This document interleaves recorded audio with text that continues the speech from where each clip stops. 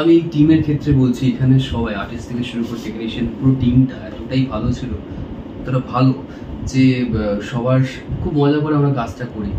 কখনো কোথাও মনে হয়নি যে হয় না যে আনকমফোর্টেবল লাগছে, যে সিন করতে অসুবিধা হচ্ছে বা কারোর সাথে কথা বলতে অসুবিধা। সেটা কিন্তু একটা মানে বড় জায়গা ফ্লোরে যাওয়ার পরে ওটা ডিরেক্টর জয়দীপ, ক্যামেরাম্যান, যারা টেকনিশিয়ানস রয়েছেন, প্রোডাকশন, সব একটা কোথাও কোনো মনে হয় না যে কোনো ডিসকমফোর্ট আছে। আমার যেটা মনে হয় যে সম্পর্ক তো শুধুমাত্র বাবা ছেলে, মা মেয়ে, স্ত্রী স্বামী নয়।